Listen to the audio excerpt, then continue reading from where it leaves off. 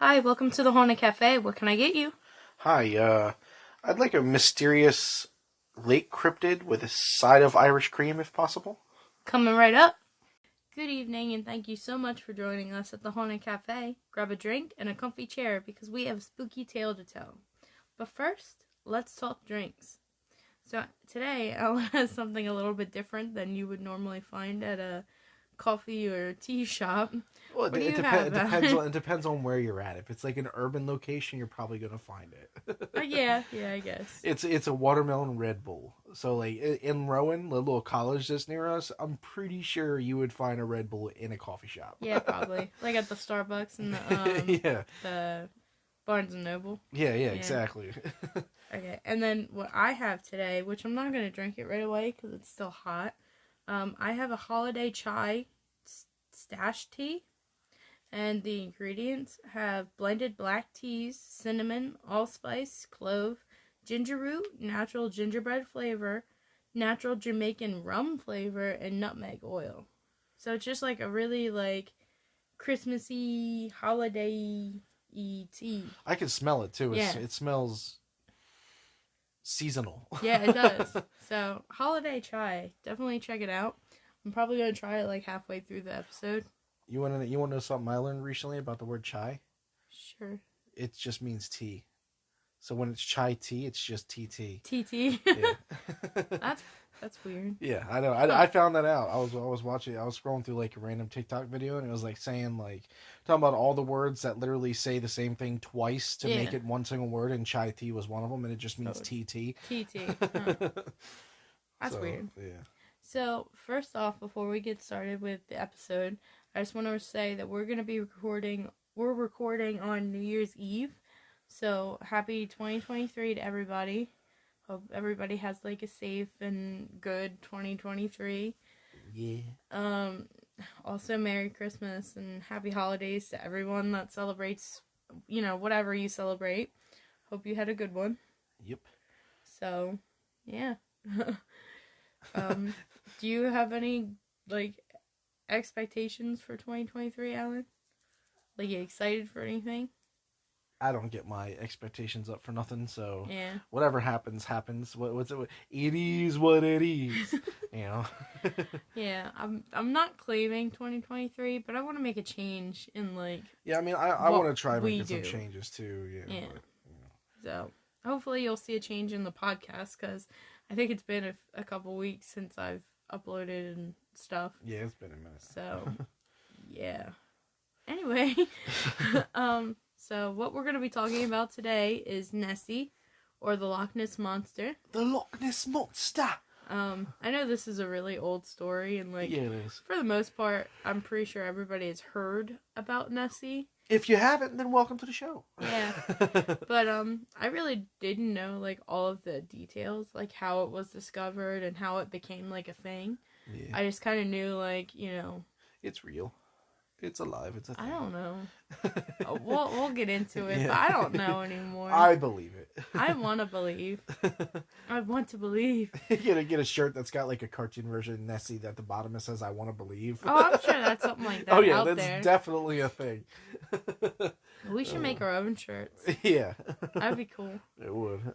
But yeah. So, like I said, I didn't really know like the history of Nessie or like how this creature was discovered. So that's basically what this episode is going to be about. I somewhat knew about it, but like I'm sure there are things that I didn't know, but there's probably gonna be a lot of things that I did know. Yeah, well, because you're like you're not from Ireland or Scotland or anything, but like you have that like you have it in your blood. Yeah, it's in my genes. Well, and not only that, you like should get it out of your jeans pants pocket. Huh? That was corny. I know. Anyway, but I've also been hearing about this story for a long time, like a very very long time, and I want to say since I was like little. Literally, I think I think the first time I heard about the story was when I was like 6 or 7. So I've known about it for a very long time. I just never really got into too much detail. I've seen like other people who have gotten into detail, like I've read like articles and stuff like that, and that's how I found out some things. That's how the only reason why I know some of the things I know, but rather than that, I don't really know too much about it besides what I've read, which could be true or not true. So Yeah, and I mean the only knowledge that I knew about like the Loch Ness monster was just like the pictures that have been shown, which we'll go through some of those, and like just just like basic, very very basic knowledge. So very basic. Yes, this was actually kind of fun going through. So first, I feel like we need to talk about like the location of the Loch Ness. So Loch Ness, which is located in the Scottish Highlands, has the largest volume of fresh water in Great Britain. The body of water reaches a depth of nearly 800 feet and is a length of about 23 miles. So it's freaking huge. Oh wow! And like Loch Ness is just Lake Ness, just so you know. Yeah. I like didn't know if that was like, and it is the second largest Scottish loch by surface area after Loch Lomond, however you say that. Mm-hmm. So it's actually not even the biggest lake that they have. It's like the second deepest. So okay then. It's also the second deepest loch in Scotland after Loch Morar. I'm really bad at pronunciation, so Loch Ness has one small island, which is called Cherry Island. The Scottish Gaelic for that is Eilean Murich, which is Murdoch's Island. I hope I said that right, but and that island is at the southwestern end of the loch. It's actually an artificial island, so wasn't really there to begin with. Yeah, it's known as a Cranog. It's Cranog,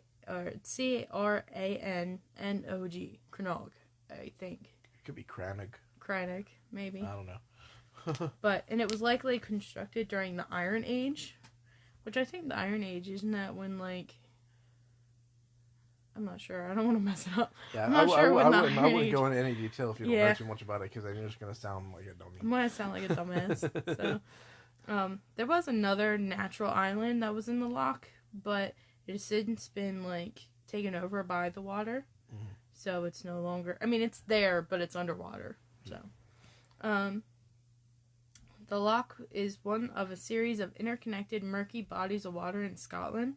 Its water visibility is exceptionally low due to high peat content in the surrounding soil, which high peat is like grass and it's the stuff that turns the lakes like brownish green and stuff like that. Yeah. Which could be the reason why they can't see this creature. Yeah.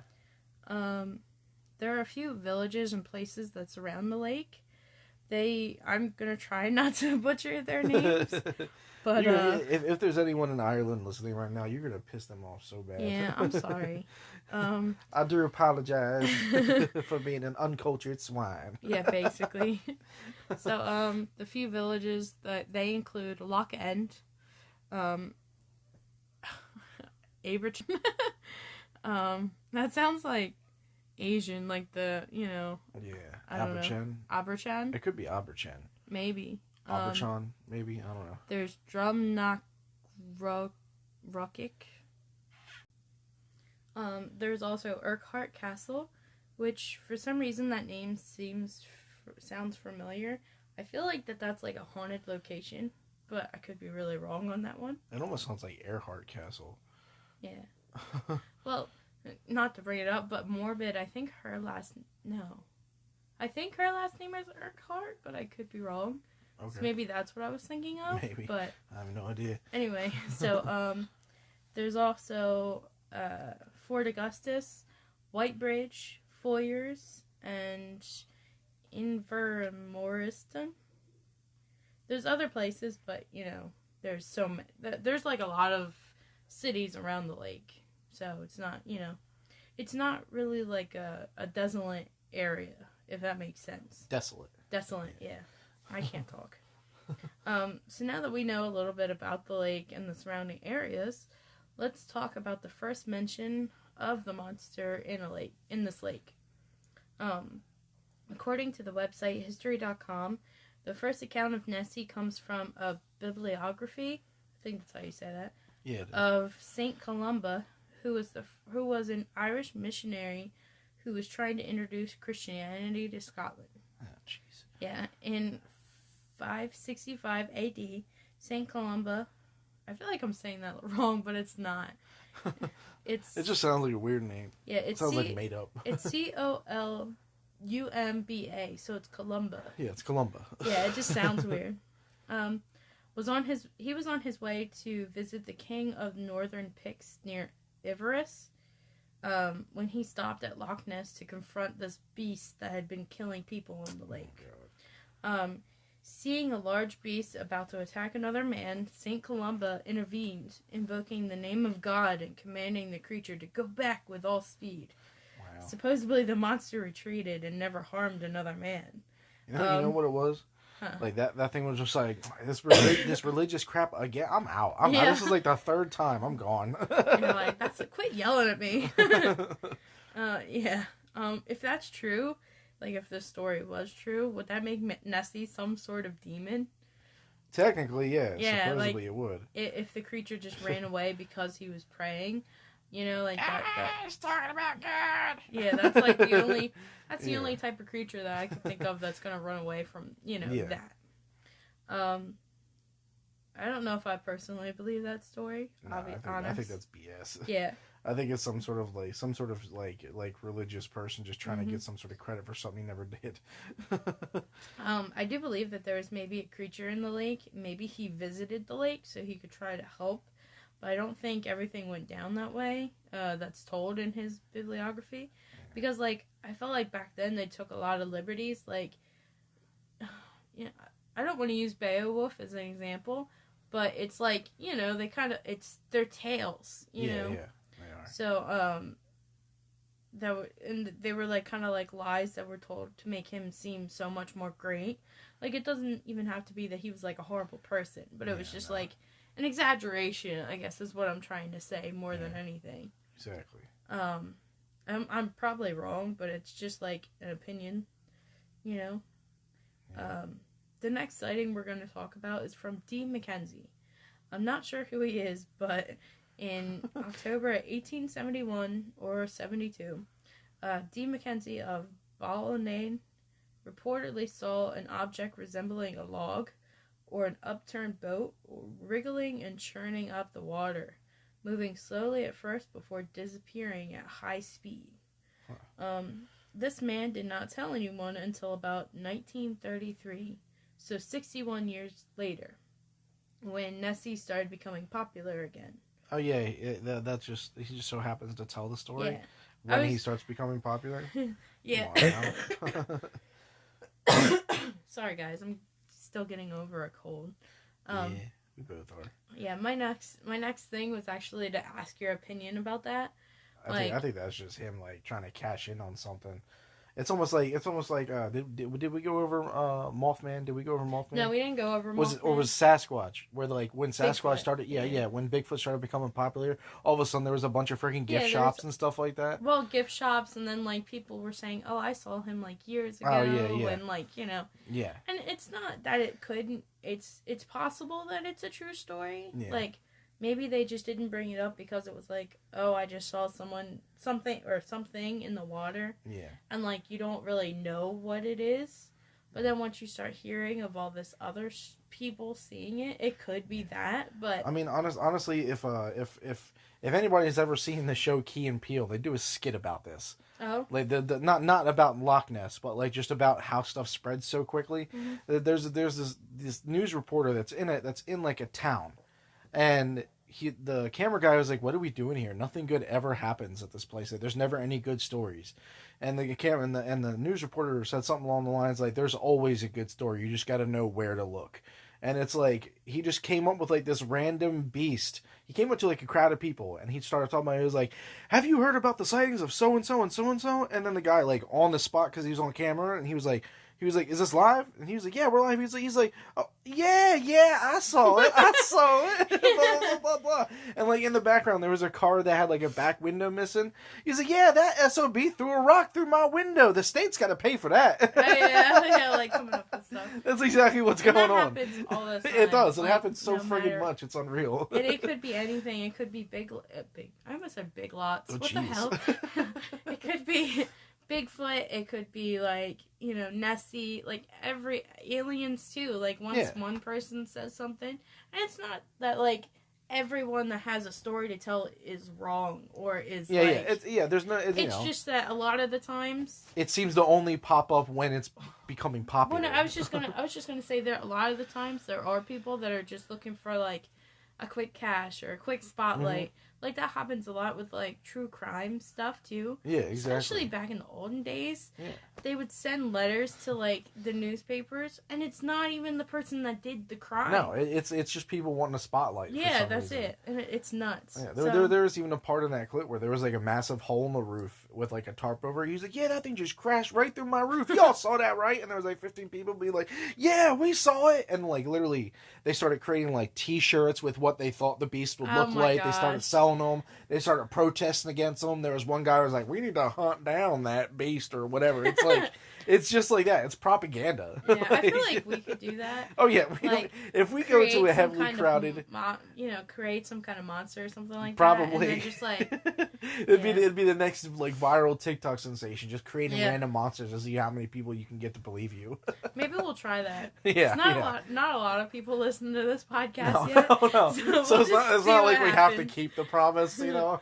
Yeah. Anyway. But with this guy's story, like D. McKenzie, it could be a true story. He could have seen something and just didn't realize what it was until and just assumed it was that because it was being talked about. Yeah, and like all these other accounts are kind of similar to what I saw, so maybe I did see this creature. Yeah. You know, and that's possible. Mm-hmm. But you never know. Yeah, it's almost like the gray men, like the aliens, like you were saying, like the gray men, the green men, like it's all the same. Like this UFO looked a certain way, that UFO looked a certain way, and there's other people that seen that UFO because they seen something similar to it. It's just it's like a, what do they call it? A snowball effect. I think that's what they call it. Like the snowball just keeps rolling down the hill, and it just keeps getting bigger and bigger. People. Exactly. Yeah. And it's hard when you're trying to figure out actual, like, pure evidence. Yeah, because you'll have all these people popping up being like, oh, yeah, guess what, And then you don't know whether to take it fact or, because you don't want to tell someone that might have legitimately seen something, no, you didn't, because, more people believe rumors than they do the truth. Like, that's all it comes down to. Like, more people will believe something completely outlandish more than they will believe something that is completely true. So... So, the next one that we're going to talk about is in 1888, Mason Alexander MacDonald of Aberchan. Jesus. And I'm not sure if his name is Mason or if he was like a Mason. Yeah, he was a Mason. Yeah. He sighted a large, stubby-legged animal surfacing from the loch and propelling itself within 50 yards of the shore where MacDonald stood. Huh. He did report his sightings to Loch Ness water bailiff Alexander Campbell, and he described the creature as looking like a salamander almost. And just in case you don't know what a water bailiff is, it's basically like a law enforcement officer that's responsible for policing bodies of water. Oh yeah, just like a prison bailiff, like Coast Guard almost. Yeah, I said prison bailiff, but yeah. Well, I mean, technically, yeah, because he would be like someone that watches the prison. Yeah, exactly. So, yeah. But it basically like he just keeps an eye on it. And what was this dude's name? Not the bailiff, but the other guy, something McDonald. Why are you gonna make me repeat it again? Mason Alexander MacDonald. Wait, he was a farmer? I'm not sure what he was. Oh. He was just out there, I guess, just like looking around. I was gonna say because I couldn't remember if you had mentioned if he was a farmer. I was gonna be like, oh, McDonald had a farm. EI. Holy shit, it's Loch Ness. Yeah, I don't know what he did actually. So he reported it to the water bailiff, and I don't think really too much happened past that. Mm-hmm. So at this point in time, Mason is the only one who had supposedly like fully seen Nessie, besides St. Columba, if that's a true story. And then we jump to probably what's considered one of the more famous sightings of Nessie. I do have before you continue. I do have one question though. The guy that was getting attacked by Nessie that Columbus supposedly saved, where's his story in all this? Well, like, where's his story? He doesn't get a bibliography because he's not a saint. Yeah, well, I mean, still, like he got attacked. Like, that would be or your maybe proof. He died. I mean, maybe. I don't know. Yeah. But he said he was attacking, not killing. You know what I Yeah. mean? So, I don't know. That does seem kind of corny, honestly. Well, I feel like a lot of the times these bibliographies or whatever are written either after the fact when the person isn't around anymore. Yeah. So people just kind of like make up stories to make themselves seem good. Like King Arthur and the Excalibur, and some of those stories are probably like exaggerated a little bit. Yeah, they are. I mean, they're still good stories, but Yeah, like the Wizard Merlin. Yeah. Oh, there was magic back then. Oh yeah, totally. Yeah. So now we're gonna go. You never know. There might have been. Yeah. I mean, we're gonna go off topic, but I feel like back then people believed in a lot more shit. Yeah. And it was possible. Could have been. I mean, dragons probably were alive too. If you really think about it, there's a massive dragons possibility. Dragons were just dinosaurs. Yeah. Yeah. They were mutated after the meteor hit and the radiation spread. I mean, maybe. I mean, they could have been. Yeah. Oh my gosh, look at us. Anyway, so now we're going to jump to April of 1933. So this is when Nessie was like... Sorry. So this is when Nessie became like really popular. I guess at this time a new road was put in that kind of went around the lake. Mm-hmm. And it gave people who were driving on it a better view of the water. What year was this? 1933. Did they have cars back then? Supposedly, yeah. Yeah, because the 40s would have been next. So. Yeah, I'm gonna pause and just look. So we had a big blonde moment right there. Cars were actually invented in 1866, so... Yeah, and I literally just said, like, right before we paused, I was like, yeah, there was the 1940s, and they had cars then, so I don't know. Yeah, I don't understand why we had such a, I have no freaking clue. Small brain moment, but we were just like, yeah, cars weren't invented then. Nah, there's no way they existed. I don't know why they put a road there, but they did. The plane wasn't invented in 19 fucking whatever either. Planes were invented in 1990s. Yeah. Didn't they just come out with the planes in 2010? Yeah. Yeah, so I don't know why, but we were being dumb. But yeah, so they put in a new road that went around the loch, and it gave people a better view of the lake. One day, a husband and his wife were driving out on this new road when they spotted a large creature that was out in the water, and it was rolling and splashing around. They described it like a whale-like fish, so a whale basically. Yeah. They told Alex Campbell, who was the water bailiff, and Alex Campbell. Honestly, that name just sounds familiar from something else. I don't know why. What's the guy's name from Evil Dead? Isn't that Campbell? No, that's Bruce Campbell. But Alex Campbell in general just sounds familiar for some reason. I don't know why. Oh, I don't know. Yeah. But yeah, so they told the water bailiff and now part-time journalist about this, and he wrote an article about the creature.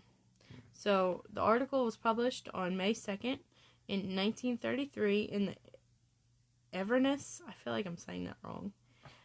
Quarter. How do you say that? Courtier. How do you spell it? Courier. Corridor? No. No, that's it's a newspaper. Courier? That's probably how you say it. I'm just fucking stupid. I have no freaking clue. This article was the first time the term monster was used to describe the creature. Oh, wow. Here's an excerpt of that article. It said, the creature disported itself, rolling and plunging for fully a minute, its body resembling that of a whale, and the water cascading and churning like a simmering cauldron. Soon, however, it disappeared in a boiling mass of foam. Both onlookers confessed that there was something uncanny about the whole thing, for they realized that here was no ordinary danzon of depths, because, Apart from its enormous size, the beast, in taking the final plunge, sent out waves that were big enough to have been caused by a passing steamer. Huh. So they're basically saying this creature was huge. Yeah, it was massive. Yeah. And it was, it was almost like a whale, which Almost. I don't know if, like, whales were a thing on that lake. I don't think so, just because it's a lake, not like an ocean. Isn't there a place in Ireland called Wales? Yeah, Alan, there is. I don't know. That was my ADHD talking. Was it? Is it Ireland?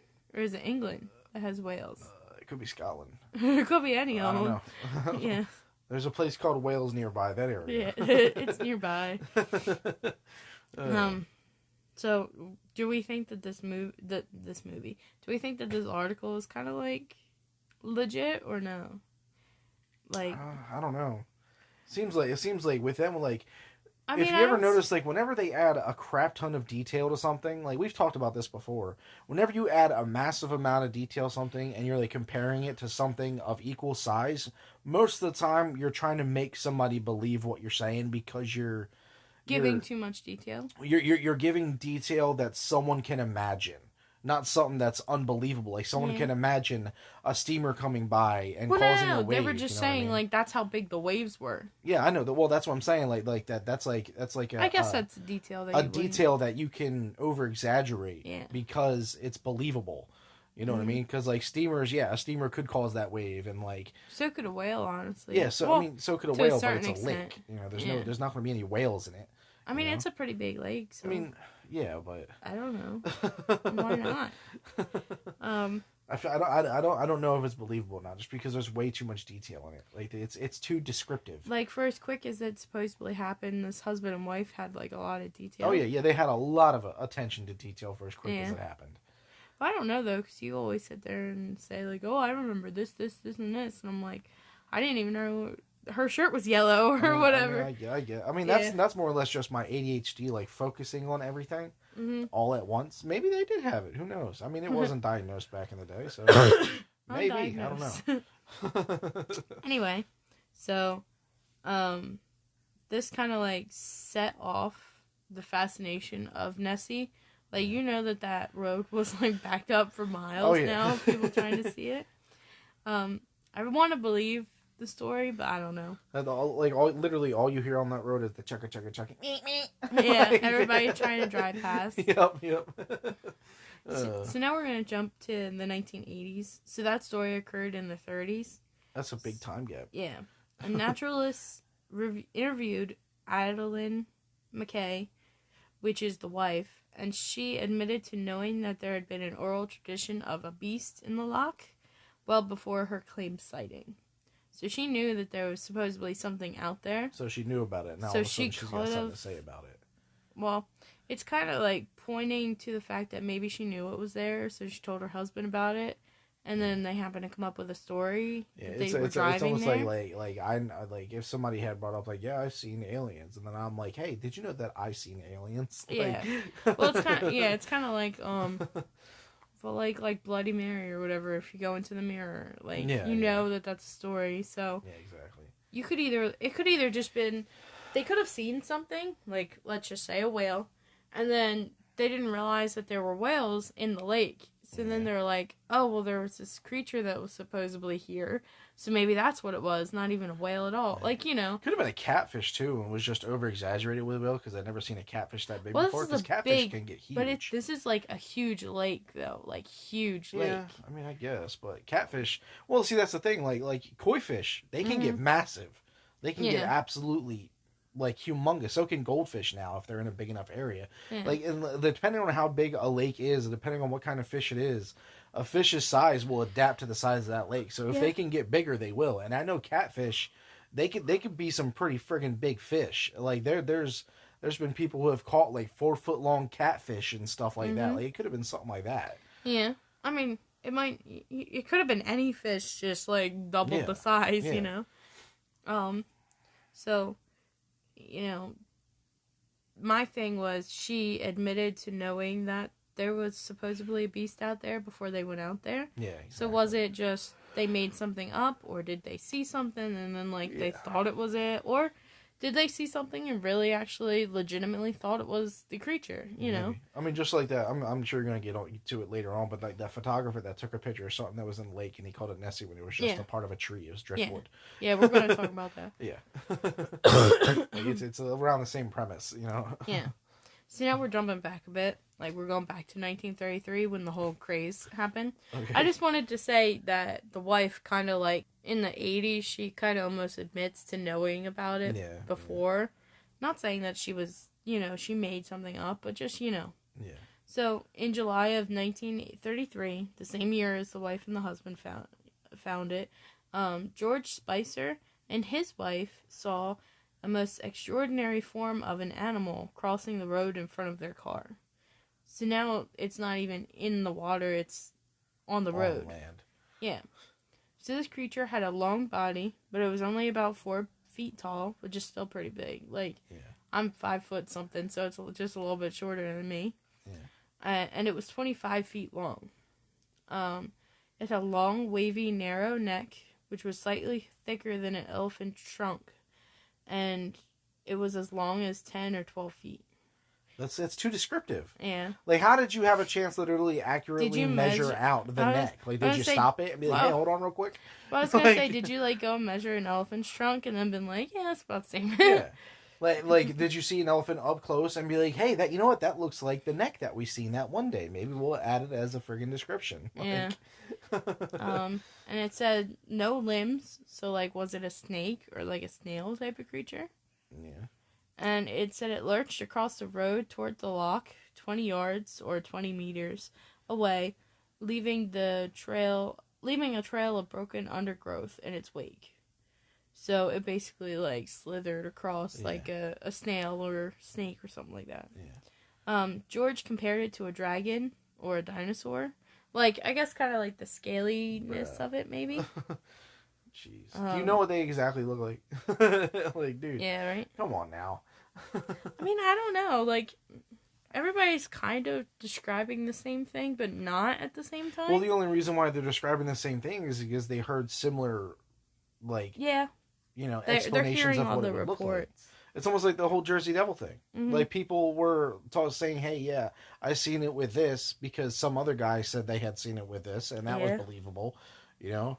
Well, it's also a lot of, like, once again, like, true crime cases, like how police figure out that they have the actual killer is that they don't release certain things to the public. Yeah. Like, stuff that only the killer would know. Mm-hmm. So it's kind of like, I mean, it's kind of impossible to do this with Nessie, but if the publishers didn't publish anything and stories still kept bouncing around, but they didn't, you know, like one person didn't hear the other person's story, but they still matched, then that's more credible than just like, I read it in the newspaper. Yeah, it's like there's a few quotes that there's a few things that I'm going to say. Like the first one is a quote from a guy called Easy Mac. I don't know if anybody's ever heard of him. And one of the quotes is, "Nobody ever cares about what the junkie saw."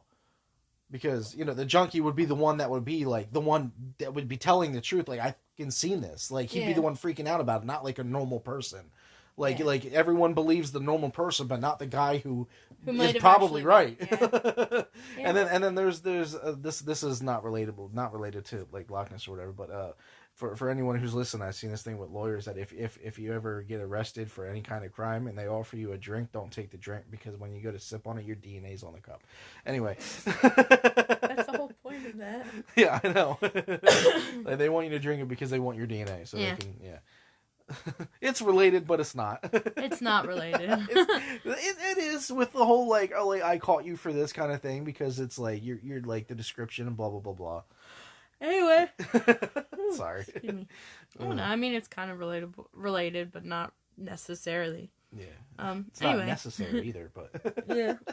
Supposedly, this creature that was walking across the road had, like, an animal in its mouth, and it moved really quickly. Like, it wasn't in like a snail in terms of it moving slow. Like, it went pretty fast. I wonder what kind of creature was in it. Did they see it at night or during the day? It doesn't say. Of course not. Yeah. So on August 4th of 1933, the how do you say that? Courier published a report of Spicer's sightings. Obviously, this sparked more interest in Nessie and the alleged sightings. At this point, the name the Loch Ness Monster became a thing. So now we're going to talk about, like, the photos of Nessie. And it's not the famous one where she's, like, sticking her head out of the water. This one is actually really blurry and supposedly depicts her body. I'm calling it a her just because, like, Nessie. Well, it's Nessie. So, I'm going to flip my computer around so Alan can see. And if you're on YouTube now, you should be able to see this picture.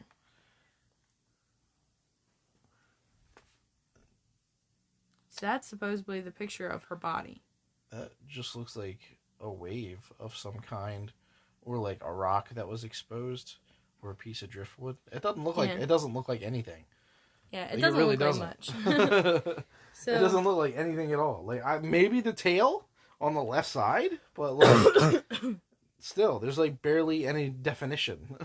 Yeah, like it kind of looks like a serpent type of creature. Yeah, but maybe it's like a water snake or something like that. I mean, it could like be. You know, so this photo, I think it's this photo, was taken by a man named Hugh Gray when he was out with his dog on November 12th, 1933. So still the same year.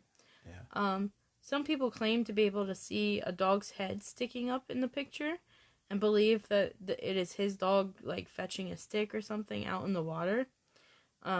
Which I kind of hope not, because the dog, it was, like, November, so that water is probably freaking freezing. Yeah, that would be mean. Yeah, like especially if he forced the dog out there to, like, capture this picture. That'd be kind of effed. Yeah, but, like, I'm looking at it, and I don't really see a dog's head or anything like that. It honestly, like I said, just kind of looks like a stick or something. Yeah, let me see. Oh, yeah. Yeah, I have to be able to see it too, you know. Yeah. I can't just have everyone else see it and not me. Oh, it's the same photo. Yeah, it's the same photo. Oh, I don't even see a dog. Yeah, supposedly there's, like, a dog's head somewhere in there, but I don't see anything like that. It's too blurry. I see the ISR on in the middle. Oh, my goodness. See, I can come up with details too. Yeah. But anyway, some people think that this could be an otter or maybe a swan. Unfortunately, the original negative was lost. Oh, yeah. Yeah. Just so happens, hey, it got lost. Yeah. But somehow in 1963, Maurice Burton came into possession of 2 lantern slides, contact positives from the original negative. So I don't know how the pictures work, but I guess there's a positive and a negative, and he has the positives of it. Huh. Okay. And when they're projected onto a screen, they actually reveal an otter rolling at the surface in characteristic fashion, which is like, you know, otters just rolling around and swimming. So that could be, you know... Honestly, I can see it more or less being an otter just because of the tail. It looks like an otter tail. Like flipping around. And and if it looks like a dog head, I mean, otters are just sea puppies. Yeah. So. I mean, it's close to, you know. Well, I mean, seals are sea puppies, but otters are also sea puppies. It's like. They're the same thing. It's like a different breed of a dog. Otters are the miniature Yorkies of the sea, and the seals are the labs of the sea. But yeah, so like, it's possible. Supposedly, they see otters on the positives, but I guess honestly, without the negative, we might not necessarily know, and that's gone. So, on January 5th of 1934, so a year later, a motorcyclist named Arthur Grant claimed to have nearly hit a creature while approaching Abrachan, which is near the northeastern end of the loch, at about 1 a.m. on a moonlit night. And my thing is, what are you doing on a bike at 1 a.m. in January? Like, aren't you cold? Is anyone cold? But does weather exist during this time period? Yeah, I mean, like, unless you're coming home from bars or something like that. Like, I don't know the surrounding areas, so I don't know. That's the only thing, or work or something like that. Yeah. But according to Grant, it had a small head attached to a long neck, and the creature saw him and crossed the road back into the loch. Grant who is a veterinary student, described it as a cross between a seal and a plesiosaur. He got off his bike and followed it to the loch, but he only saw ripples. Yeah. So, and he drew a picture, which is adorable, and you'll see it now. What the heck? It's so He's stubby. adorable. It's a stubby little thing. Yeah. And that could have been an otter with a snake in its mouth. Yeah, honestly, or just an otter. Yeah. Like I don't know about the elongated head part, but I don't know. Like, I feel like maybe since it's nighttime and it's like moonlit, 1 a.m., maybe he just like didn't see it clearly. He had a stick in his mouth. Maybe something. People also try to debunk this by saying that Grant couldn't really know what he was seeing because of the poor light conditions, obviously around that, and what he drew obviously largely resembles an otter. Yeah. So you know. He also he didn't describe how big it was though, did he? I don't think so.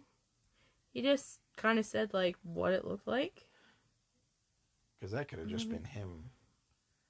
Yeah, it could have just been him like seeing an otter and just it freaked him out, and then it was Nessie. Yeah, and then of course like you know. Yeah.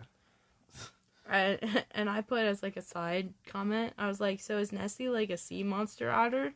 It could like a huge one, and I was like, it's a mutated otter. Yeah, and I'm like, that just made Nessie like 100 times cuter for me. Like, I already think Nessie's adorable, like the pictures and stuff. Yeah. But like that made it better. Yeah. Actually, I don't think otters go in the sea. They don't go in the sea. They go in rivers and lakes. Which is what this is. It's Loch Ness. Yeah. So okay, so seals are dogs of the seas, and otters are dogs of rivers. There we go. Maybe I sound less stupid now. So now we're gonna talk about like probably what I consider the most famous photo, and it's called the surgeon's photograph. It's reportedly the first photo of the creature's head and neck. It's probably the top one that everyone thinks of when they think of Nessie. It's just like so prevalent. So I shall show Alan now. The driftwood. Yeah. Yeah, the driftwood. Okay. So. And if you think about it, actually, if you really analyze that photo, those ripples, those waves, are freaking huge. Look how small that thing is compared to the... We're gonna talk about it. Okay. But yeah. I was like, wait a minute. So the water does not equal how big that thing is supposed to be. I'll tell you that much right now. Mm-hmm. So this photo was published in Daily Mail on the 21st of April in 1934.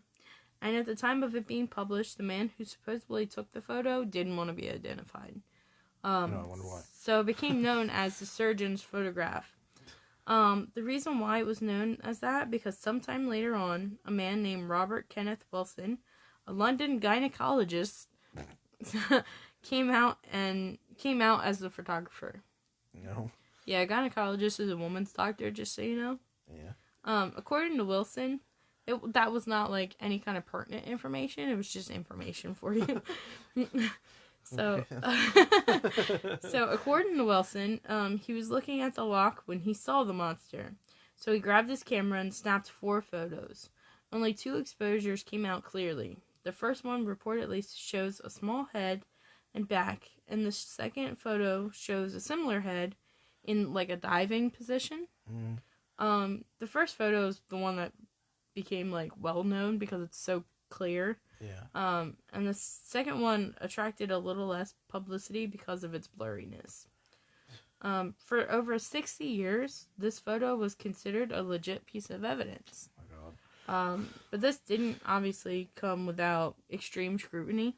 Oh yeah. Skeptics believe that this was just a photo of a piece of driftwood or an otter, which, I mean, if you think about it, depending on the angle, the shadow could cast like a long neck.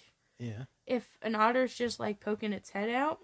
Well, I don't know about all that. If anything, it would probably just be like an arm. Like he got his arm up like that. Maybe. You know, like he was doing like the backstroke. Yeah, he was doing he was itching his side underwater, and he had his one arm up because he was trying to keep himself up. You know? Yeah. Yeah. So it could have been an otter. Also, the fact that the photo was cropped which brought the creature in closer, made it bigger, and it also kind of makes the ripples look like huge waves. Yeah. It's all just like a matter of perspective. Like, this could have been a really tiny creature. Like, it even could have been like, I don't know. It could have been a snake. A snake, yeah, I was gonna say like a snake or something. But hell, it could have even been a turtle. Like, yeah. I mean, yeah, turtles got really long all necks. the time. Yeah, and their freaking necks are long as hell. Like over at the park that we go to, the Cape May Park. Cape May on Washington Lake, Washington whatever. Like in the little pond that they have all the way in the back, like towards the middle, like there was a bunch of turtles that were like up on like logs, just with their friggin' necks like 5-6 freaking inches out of their shell, sunbathing. I mean, it's not like huge, obviously. It's not like feet, but like if he saw that picture and like cropped it in, it could make it look bigger. Because like if you look at the photo, the ripples from the creature are really small, which make no sense if it's a large creature. It'll be large ripples. But the waves around it are friggin' massive, which doesn't make any sense if it's just small ripples. Yeah.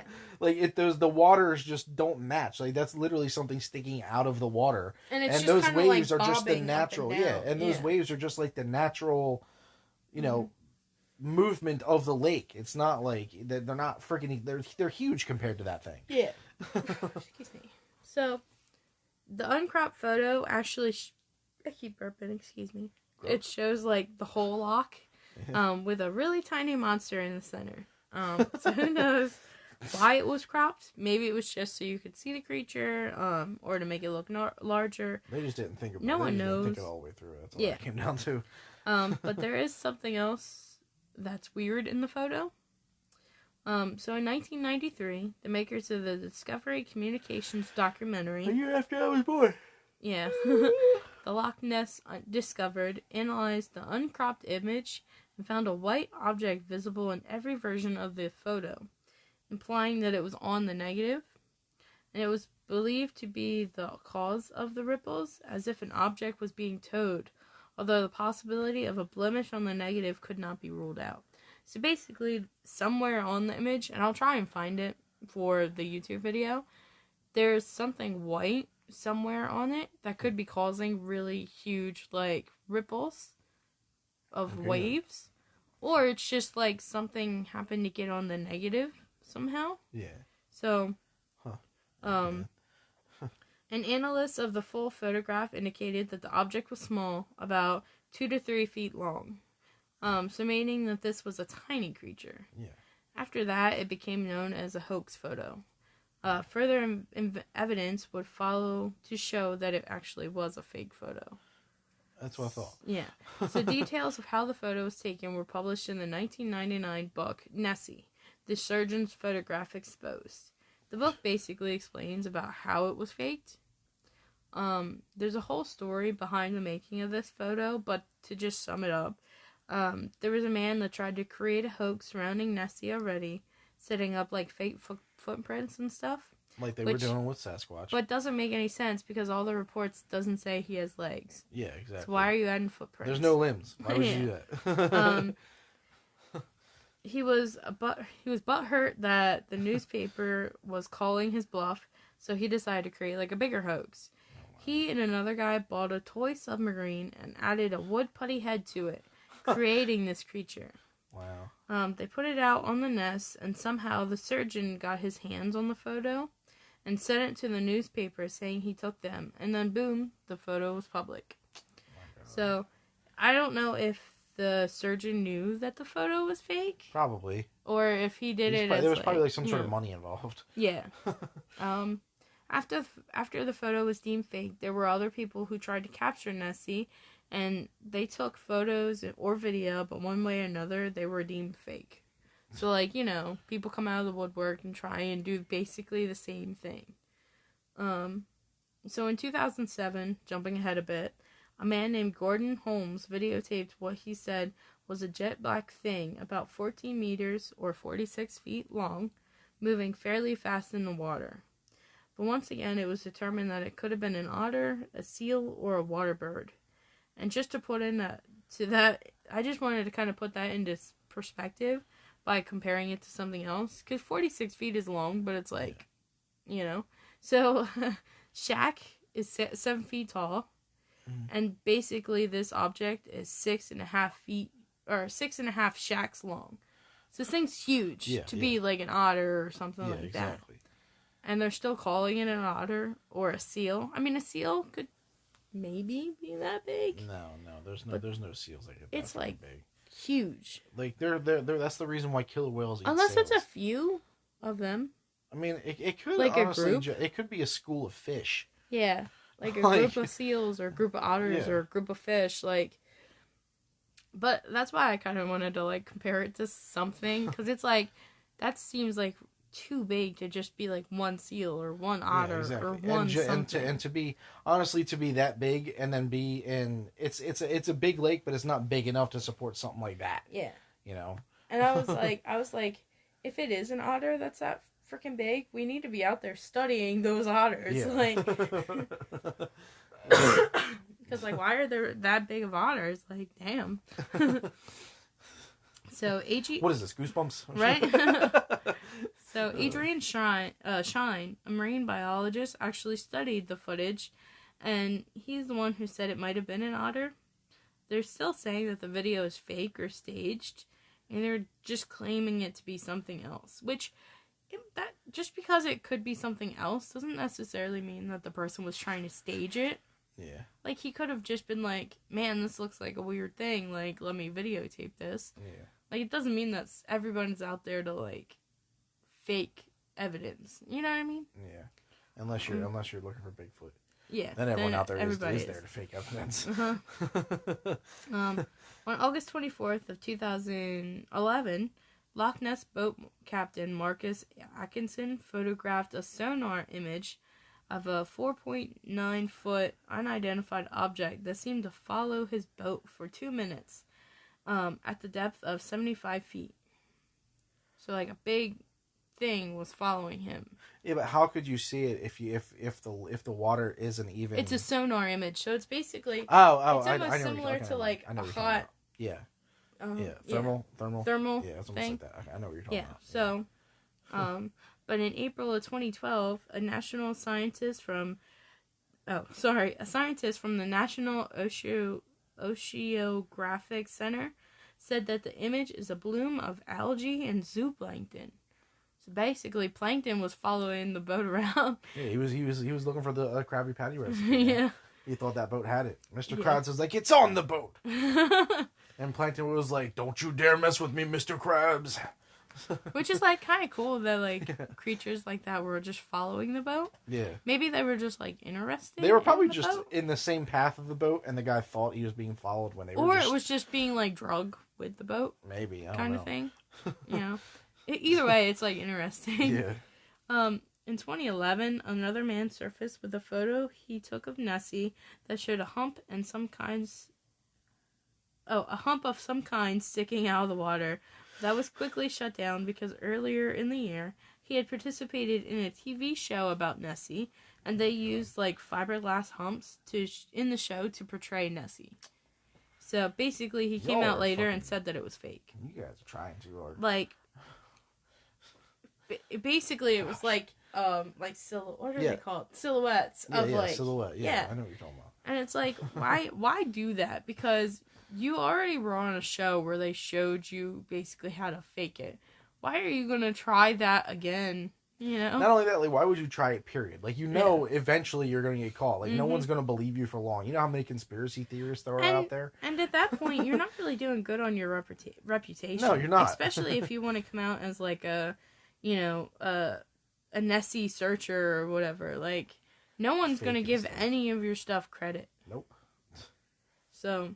Anyway, at this point, can we even say that a Loch Ness Monster exists? No, I mean, I'm sure it does, just not the way everyone thinks it does. I was going to say, I hate to be Debbie Downer, but most, if not all, of the reports are fake. Yeah. So, like, is there any kind of like I said, there's probably a Loch Ness, but it's nowhere near as big as they're saying it is. Well, no, there's a Loch Ness, and it is... I meant like the monster. Oh, like, well, yeah. Like you said Nessie. Loch Ness, Sorry, and that's the Lake Ness, yeah, so... Yeah. I was going to say that's real. No.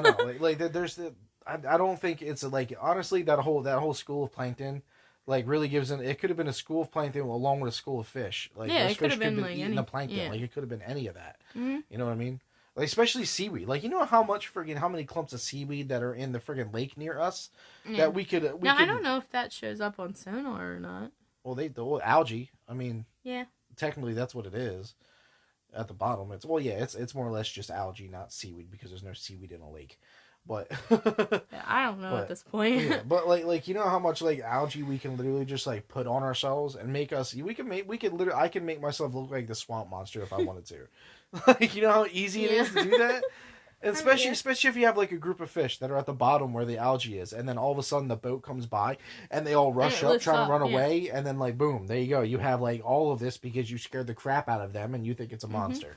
Yeah, they think you're the monster. Yeah, and especially since I don't know how well this lake has been actually like searched. Yeah. Nessie or not, like just like researched. I think it's been pretty thoroughly searched, and nobody's but I mean been just able to like find researched, like research of the animals and stuff like that. Yeah, I don't know how well it was searched back then. Yeah, back then like, probably not, but not more recent, but like from the 90s on, there's been a heck of a lot of research to see if this thing was actually real or not. There's a whole documentary about it. I don't even mean like Nessie, like the Loch Ness monster. I just mean like, has anyone gone out there and like looked at the different algae that's out there, or looked at the different fish or anything? Like I'm sure there is, but I just don't know how like how detailed. Yeah. So there were so now we're gonna kind of talk about like searches of can't talk of Nessie to kind of like, you know, there were definitely different crews that went out there themselves. Yeah. So. The first one was the Edward Mountain Expedition in 1934, and it might not be the first expedition, but the first one we're going to talk about. 20 men with binoculars and cameras positioned themselves around the loch from 9 a.m. to 6 p.m. for 5 weeks. Jeez. Beginning on the 13th of July in 1934. So Nessie doesn't come out after 6 p.m. Because that's what they did. They stayed there till 9 a.m. till 6 p.m. Oh, yeah. It doesn't exist after that point. Yeah, he doesn't exist. Even though there's been plenty of supposed sightings at night. And it does sound like a reasonable search, but you're literally leaving, like, the whole nighttime. Exactly. But maybe they couldn't see. I mean, so I guess that's probably it. Still, like, somebody is eventually going to catch something if you're going to be that thorough with it. Well, it took them they positioned themselves there for for 5 weeks. They took pictures and stuff like that, but they didn't come up with anything. Yeah. So it wasn't that, like. Sucks that trail cams weren't a thing back in the day. Yeah. They really could have got some covered some ground at that point. I wonder if anybody's done that now. Probably. Probably, yeah. Probably. And then the next search that happened was the Loch Ness Phenomena Investigation Bureau. People with these names, man. This was from 1962 to 1972. Their goal was to study the Loch Ness and to identify the creature known as the Loch Ness Monster, or to determine the causes of reports of it. So they're not even necessarily just looking for a monster. They're trying to figure out what else could possibly, trigger this. They had about 80% of the loch covered by cameras for a while, but in 1972 it was disbanded. I don't know if they found anything or... They probably ran out of funding. Yeah. Like, I don't... Because that's a long time to not come up with anything. Yeah, I was going to say, I feel like if they found some kind of evidence, they probably would have stayed there. Yeah, but... they would have stayed there, and it would have been out in the public a lot faster. But maybe by, 1972, maybe Nessie wasn't around anymore. I mean, it's not a creature that's going to live forever. I don't know. People still think it's alive now, so... I mean, it could have had babies, but I don't think the original one would still be around. I mean, tortoises, they can live 100 plus years, so... Yeah. And whales, I know they can live for a long-ass time, too. Yeah, I guess it's possible. There were a few other investigations throughout the years, but one that stood out to me was in 2018, so pretty recently. An international team consisting of researchers from the universities of Otago... I probably said that really wrong. It's Otago. Otago. I like Otago better. There's no N. Copenhagen, Hull, and the Highlands and Islands. What? It's basically all these colleges got together. Oh. And they did a DNA survey of the lake in June of 2018, looking for unusual species. Yeah.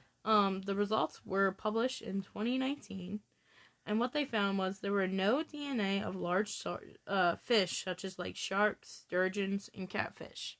So that rules out your catfish thing. Okay. See, that's the thing. It like, if they hadn't proven that, it could have damn well been a catfish, because they can obviously get that big if they're sitting there trying to test for it. Yeah, if they're testing for it. Yep. No otter or seal DNA was obtained either. Huh. But there was a lot of eel DNA. Oh, a big ass moray eel. A big ass eel, maybe. So the leader of the study, which is Professor Neil Jamel, sorry, dude, of the University of Otago. Is that how you say it? Otago. He said that he could not rule out the possibilities of eels of extreme size, although none were found, nor were any caught. The other possibility is that the large amount of eel DNA simply comes from many small eels. So it could either be... It could have been a whole school of eel. Well, I was going to say, it could be it could be a few large eels, or it could be a bunch of baby, like, small eels. So no evidence of any reptilian sequences were found either. So I think we can say, he's quoted, Neil is quoted as saying, so I think we can be fairly sure that there is probably not a giant scaly reptile swimming around the Loch Ness. Yeah. So before we end this episode, I just wanted to mention that there is such a thing as a kelpie, or a kelpie, I think, which is basically a shape-shifting spirit that is supposed to haunt the lochs of Scotland. So is it possible that maybe the Loch Ness Monster's true origin is that of a kelpie? Could be. You never know. That was just like a quick little, you know. So with all this evidence that I put in front of you, what do you think?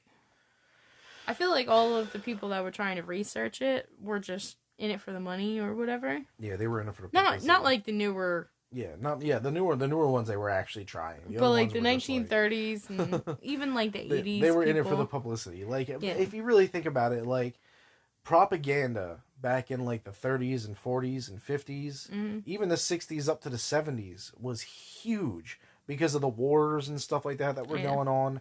And like, why not? Well, there wasn't any war. There definitely probably was war back then, but this is Scotland, not like the U.S. Well, yeah, but you know what I mean? Propaganda in general. Yeah, it was just popular around that time period. Is what I'm trying to say. So even like Hollywood, like when Hollywood stars like started getting like fully recognized and stuff like that, it was around the the 20s, 30s, 40s, and 50s, because that's when Hollywood really blew up compared to its little silent films and stuff like that it was doing. It was just blowing up, so propaganda was massive back then. Like, that was like the top tier thing to do, was just publicity. Like, when people started finding out that they can reach millions of people and have a bunch of people believe them, they were doing it. Yeah, especially the newspapers. The newspapers back then would just throw almost anything in there. Like even the Jack the Ripper cases, like I know I go back to that a lot, but the Jack the Ripper cases, they would throw anything. Yeah, exactly. Jack the Ripper was actually a cat. Like... Yeah, like they would throw anything in the newspapers just to get a story. Yeah, exactly. So it's all about getting people to buy the newspapers and getting the money. That's all it was. And then there were people that were sending in the stories trying to get money too. Exactly. So, they were trying to get some sort of cash out from it. Yeah. And it's like, for me, like, as I was doing this research, I started losing faith in Nessie. Yeah. I was like, I don't think she's real. I'm like, I want to believe, but maybe it's just a cute otter. Well, how about we do this? How about we call a group of baby eels a Nessie cluster? Yeah, there you go. So that way it still exists. It's just not, just I mean, that's possible. Being. Yeah. Like, and that makes sense. Like, if people did see, like, that would explain it not having any limbs and shit like exactly. that. And it looked like, everyone always talking about how it looked like a snake. I'm gonna look something up real quick, so I'm gonna pause. Okay, so I looked up what I wanted to look up real quick. So the thing that I was like curious about, because there was that one account where they saw like this creature like slithering across the road, and I was wondering if eels could actually like survive out of water. And surprisingly, they can actually survive out of water for quite a long time. And it says they may crawl through grass to reach water. It says that eels can actually survive for several hours of breathing through their skin. So, like, it's possible that whatever that creature was actually, It's just like, a big eel. a huge eel. Yeah. And it also said that, it had some kind of, like, animal in its mouth. Yeah. Well, I looked up what eels actually eat, and they're primary predatory fish with carnivorous diets. Carnivorous, sorry. Carnivorous, it's the same thing. Carnivorous. Yeah, it sounds like a dinosaur. It sounds fancier. It's the 7-foot eel carnivorous. Yeah. Some eel species are cannibalistic actually, so they eat like themselves, like each other. Not themselves, but each other. But their diet can typically consist of small fish, invertebrates, shrimp, crabs, and sea urchins. So it is like 100% possible that was an eel that crawled past them, and it had like a fish or something in its mouth. You want to hear something else? Sure. So, size and weight. Oh, you looked up how big they can get? Oh, yeah. Eels vary in size depending on the species, ranging in length from just 2 inches in the one-jawed eel, the Monognathus alstromi, to 13 feet. Yeah. 13 feet in the slender giant moray. They also range in weight from 1 ounce to over 55 pounds. Okay. And the European congers, which is a type of eel. Eel. It's a type of beer. It's a type of ale. The description and behavior: European congers have an average adult length of 1.5 meters, which is about 5 feet. A maximum known length of around 2.133 meters, which is 7 foot, possibly up to 3 meters, 9 foot and 10 inches for the largest specimens, and maximum weight of roughly 72 kilograms or 159 pounds, making them the largest eels in the world by weight. So Nessie is an eel. Probably, yeah. That's what I'm thinking. You want to see what the eel look like? Sure. You could probably put it on there if you want. I'll look. And then save that picture so I can put it up there. Aww. You're like, aww. That's adorable. Here's save that picture. Here's a better so photo of it. It's cuter on goodness. that one. And honestly, that looks like the driftwood. So, it does, kind of. Okay, so in my opinion, which is probably way off, because like all I know is what I researched. Eels are freaking adorable, and Nessie is an eel. There was a video that I came across not too long ago about a moray eel that like was really fond of this one diver, and like she was able to treat it like a pet. Aww. Like it would curl up against her, it would lay its head on her chest, and she would pet it, and it would just lay there and just let it happen. That's and so whenever cute. she came back, it got really, really excited and swam over to her really fast and just like hugged her pretty much. Oh, that's so cute. See, like I could definitely see Nessie being an eel, because like none of these like creature or these reports were ever attacked. No one was ever attacked. So like maybe it was an eel. Yeah, I'll show you what a moray eel looks like. I think they're so cute now. Moray eels just look like giant turtles without a shell. That's kind of what they look like. Sorry, we're getting distracted, guys. But it was just kind of like an eye opener now. Yeah, that's what a little moray eel looks like. It looks like a giant turtle without a shell. Yeah, save that one too. And that one is in the ocean because it's surrounded by a coral reef. But but so I feel like if Nessie is anything, it could definitely be an eel. Yeah. All right. Here's a bit of a scarier photo of moray eel, if it'll clear up. Apparently, moray eel have really sharp teeth. I didn't know that. Yeah. I mean, well, you can't really see it, but you can kind of get an idea. That's like obviously I'm not gonna go cuddle it, but here's it smaller, so it's like better. That thing's creepy looking. Yeah, but that one picture you showed me is cute. Yeah. But so I mean, there's still eyewitness reports and accounts that like people tell who didn't have cameras. So I mean, it's possible that it is some kind of creature. Maybe one day we'll be able to get some kind of evidence that actually explains what's going on at Loch Ness. Mm-hmm. I feel like it's an eel now. Yeah. Like, no, I don't. With all the eel DNA that's in the lake. Yeah, like because there's no otters, no seals. No. There's no sharks. There's no catfish. Yeah. The only thing it could be is an eel at this point. Yeah. So I feel like maybe it is an eel. But yeah. So that's pretty much this episode. Have you been to Loch Ness and seen Nessie, or just been to Loch Ness in general? Let me know in the comments section of this video on YouTube. Or you can send us an email at thehauntedcafe@gmail.com and just tell us your story. Maybe we'll do an episode of just like talking about the Loch Ness and what people have experienced. We could. If we have enough people that answer, we'll do it. Yeah. So we have a decent sized episode to do. Mm-hmm.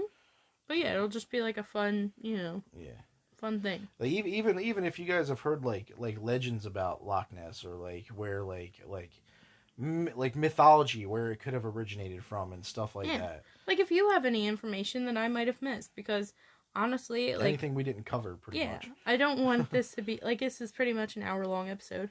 I don't want it to go like crazy long. I'm pretty sure we could spend all day talking about Loch Ness if we really wanted. Yeah. The Loch Ness Monster, my bad. It's the same, yeah. But yeah, I think it's really interesting, and now I feel like it is an eel. Or a group of eels. Or a group of eels. Like, I don't know. Did it bring your faith back a little bit? Okay, yeah. All right. I didn't know they can get up to freaking 13 feet. That's huge, man. And that's I think massive the one said it was like 25 feet, but maybe like. I mean, it could have been that big. Who knows? There's also like pollution and stuff like that nowadays, so like maybe nowadays, it's making them smaller. Could be, yeah. And like also everything was way bigger back in the day. Like, maybe well, I mean, not that Columba, far back in the day, but maybe St. Columba was actually fighting an eel. Well, maybe. I don't know. I have a feeling he was like fishing one day. I feel like he was just faking it. I feel like he was just fishing one day and he caught an eel and he had a really hard time trying to wrangle it. So then he decided the crazy story about how it was attacking somebody because nobody would believe him because there was no evidence he caught it because it got away. Yeah, it got away. It was like, oh, there's this massive freaking eel, or I mean creature. Yeah. So yeah. So that's pretty much it for this episode. I actually really like this episode. Can you imagine this like this dude on his little dinghy in the middle of the river struggling to like grasp an eel that's just squirming hard as shit, and he's like, "Go back to hell, Satan!" What if that's the first time anybody has ever seen an eel? Maybe. St. Columba? Yeah, maybe that was his first time, so they're like, especially with like the creepy ass teeth and stuff like that, they're like, okay, maybe this thing's like a demon spawn. Yeah, and like I said, he caught it, but like he couldn't like bring it in because he had never seen it before. Yeah. And he just he threw it back in the water, but only after he was able to get his hook off of it. You know? Like, yeah, it was like, man, this thing's go a back creepy. To hell, Satan. Yeah, like threw just it struggling on the boat. It's a demon. It's a demon. But yeah, I don't know. I feel like we know the truth now. As an eel. I answered the question. I figured out Nessie. Me and you. Yeah. So, yeah. So that's it for this episode, guys. Myth busted. Yeah. We hope you guys enjoyed this episode. Hopefully, hopefully maybe you think it's an eel now, too. Yeah. If not, let us know what you think it is. Let us know anything. Like, talk to us. We're lonely. Anyway. Wow. Way to be desperate. Yeah. We need conversation. Anyway, thank you guys for listening. We'll see you in the next one. Yep. Don't forget to not make us cry and send us some comments.